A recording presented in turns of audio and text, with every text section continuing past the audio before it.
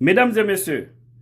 Moussibian, mi arta jon ka pular bawoto kum video ko mi feƴƴinta ɗo jon ɓawon en waɗa détail ji molanadi fi ko parti o yamiren kon. Vous allez tout de suite suivre cette petite vidéo de la RTZ, mais qu'est-ce que le parti nous recommande? Le parti recommande à tous les communicants du parti à s'abstenir de commenter ce sujet d'actualité jusqu'à nouvel ordre. Et ce sujet d'actualité, vous allez suivre tout de suite. 2022,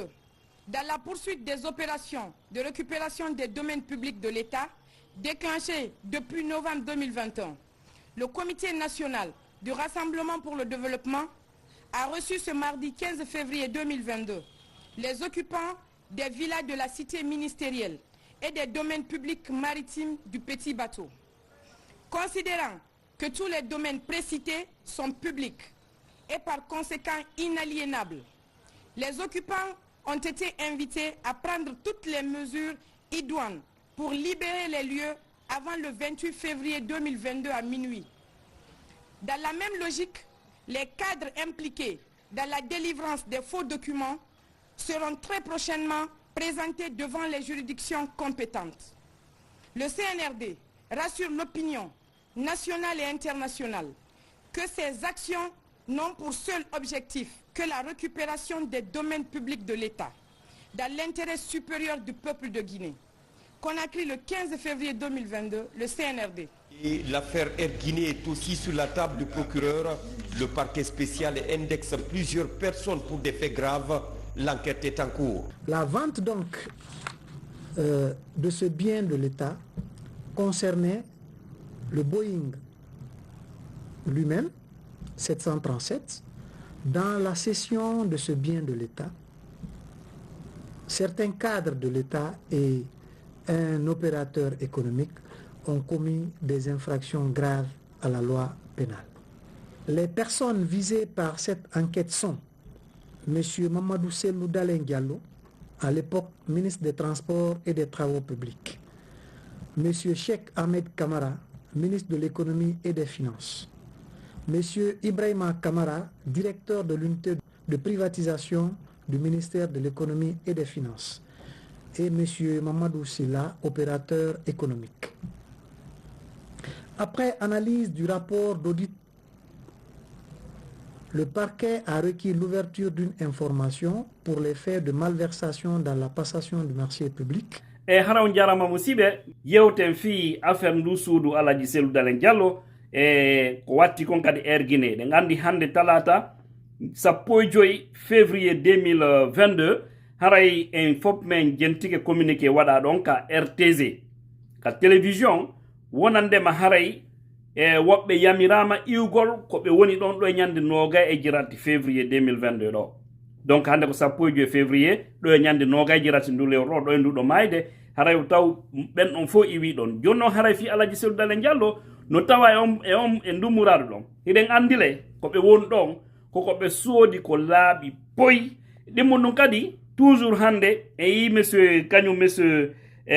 Ali Touré procureur on ka CRIEF wandi ɓe joƴƴini mojobere ka saria leydi wonandema ɓen ɗon ko joɗani ɗon haray ko fii cippugol kala piiji détournaɗi e nder leydi joni noon ɓe addi fi yewtere Air Guinée e ndumuraɗo ɗon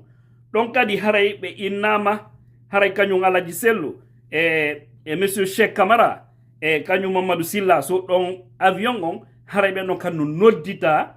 ka CRIEF ton yahugol ɓe ƴetta information ji ɓe explique ko honno situation on woniri joni noon koye hoore ɗum e parti men on ɓayru min mi noddi hoore ɓen ton woɓɓe maɓɓe haray kadi ɓe waɗi communiqué ɓe andini jama on fof kala anduɗo ko militant sympathisant IFDG hara o yamirama ni woto goɗɗo waɗu yewtere fimum woto goɗɗo waɗu polémique ji fimum woto goɗɗo ƴettir façon gono ton ɓe inni yo jama on wonu tranquille Alaji Sellou Dalen Diallo o reprocha hoore makko e hunde on faami donc mo kala wo yo wonu ko woni mo kala jokku programme mum mo yimɓe ɓen noon kadi yo wonu ko ɓeynata kon vigilance c'est que mo kala yo heɓi ndano jento ɓe iwtira ɓawo maɓɓe. Donc kamɓe hoore ɓen ka parti ɓe tumbodiray ɓe yewtana fimu ɓe ƴettana disposition ji fimu. Alaji Sellu ko won ɗon ko kanko jeeyi ko laaɓi poyi. Joni noon so ɓe enni hara yoɓe iwɗon ɗo ñande noga jerati hande ɓe faala laamade leydi eɗen andi le programme ji ɗin ko fi honno haray piji buyno ton ko fi haray nandi liɓugol ɓe mais no anda inchallahu ɓe ronkay ɓe ɓay ko luttuɓen fof kati ko naɓe ɗo gaynata inchallahu. Joni ɗo ɓe inni jama o mo kala yo wonu tranquille woto yimɓe ɓen waɗu polémique ɗuɗo ɗum e hoore mum. Donc ɓe andino e jama on programme ji ɗi no fewdori wo kala communiquowo kala yewtowo haray ɓe yamiri on tigi yo Sellu programme dossier on kamɓe ko ɓe républicain so tawi justice o enni yoɓe yiwɗon yoɓe yiw ton ɓe wawi iwde ɗon par ce que ɓe ala ko ɓe sattina yiɓe faɗa laamade leydi so ɓe sattini joni ɓe nama ɓe yaltu ɓe salike ɓe ni ɓe yaltata joni jango ɓe laamike ɓe yi piiji goo ko honno ɓe wawata ñiiɓiniroyde sariya on wona un peu compliqué ɓe Allah waɗi ɓe jogitti kaydiji maɓɓe ɗin fof hiɗi timmi haray jama on fof no yamira mo kala yo wonu tranquille jama wonu yo wonu tranquille e hoore noon ko ɓoninde jama wonu tranquille min komi innata ɓe kamɓe hoore ɓen woto ɓe fijirde ndumuradu woto ɓe jogitoro ɗum jungo woto yoɓe jogitoro juɗɗen ɗiɗi kamɓe responsable ɓen dow ton par ce que piiji ɗin en anda ko honnum woni miijoji maɓɓe. Donc haray nden toɓɓere ɗon kon ɗon haray ɓe yewti en yiya en waɗu yo musiɓe haray noon ɓay kon ɗon ɓe wi ala enen ko yaye ko diwen hoore ɗum ɗon koye jama on respectu ko ɓe wiya kon yo jama on heɓi ndalo sabbo anda ko honnum woni nder ton. Donc haray ko ɗum ɓe yamiri jama on hande ɓe innude ɗo affaire Air Guinée ɗum noon kadi ɓe yaade ɓe justifie o kaydi jiɗi fof ɓe jogiti ko Conte ƴettuno décret fi avion wa ngal ɗum ɗon ko laaɓi poyi foppu no andin ɗon ka joni noon haray ɓe yahi ɓe justifie o par ce que ɓay ɓe innama ko ɓe yaw ko information wano ɓe yewtirɗo noon ani voilà le procureur spécial près de la cour de répression des infractions économiques et financières CRIEF a évoqué le dossier Air Guinée. Ali Touré a annoncé l'ouverture d'une information judiciaire visant 3 personnes, dont Sellu Dalein Diallo. Donc, haray ɗo en famille. Donc, haray ɗo ko en andu ko ouverture d'information ɓe inni. On famille. Donc, so ɓe inni ɗo noon ko fi ouverture d'information haray koye ɓe yaw ɓe landoɓe ko honno programme o feƴƴiri. O andi se ngari ɗo joni innama ɗo joni ɗiɗo tato nayo no bonni haray goɗɗo anda hombo bonni tigi tigi. Donc ma jama o maɓe fof ɓe nodde joni noon soɓe yeeyi ɓe justifie yay ton laaɓa poyi de toutes les façons Alaji Sellu il ne se reproche de rien wona kanko henni mbuɗi par ce que ko ɓe innirani o fi systéme o fi ɗum o ko corruption woni e nder mum. Joni noon corruption kamɓe ministre de l'économie et du transport à l'époque hay pippiruɓe ñamale en majji ay memali mbuɗɗin ko ka ministère de l'économie ko ɓen geri kamɓe ko fi convention o transfert on kon ɗon ɓe signi mais en tant que ministre de transport hari ma ɓe waɗan ɗon on faami. Joni noon hande misal no laaɓi poyi hande nini kamɓe sori ɓen CNRD ɓe yeytude ni otoje ka ɗum noon fof no suti ɓe yeytude otoje laamu Alpha Condé nguo par ce que otoje ɗen ko sattuɗe prix e kadi leydi ala jawdi. Joni noon hande goɗɗo sooda ɗen otoje jango hewtoya ɗen otoje ɗon yeeyɓe ɓen e yeeya ɓen goɓɓe ko laamoyo jango nangoya ɓen ɗon inna ɓe kamɓe ɓe waɗi corruption ɓe waɗi ɗum e ɗum e henole fof no justifia fiyo no ɓoni yeeyande otoje ɗen c'est parce que ɓe niidini e mbuuɗi haaju maɓɓe no e mbuuɗi fi leydi awa kadi feendo o ɗuma ɗo waɗa kadi fi affaire Air Guinée ko yeeya ko par ce que lagine hari no faala no mbuuɗi crise no wanno e leydi ɗen andi affaire rébellion ko wanno ko lagine en fof ɗen andi ɗum 2000 donc ɗen andi kadi noon ko hombo adduno rébellion Alpha Condé iwa sortaka e ndumuradu on faami. Joni noon so tawi ɓe yeeyti avion on ngo yeeytama yeeyɓe ɓen fof no anda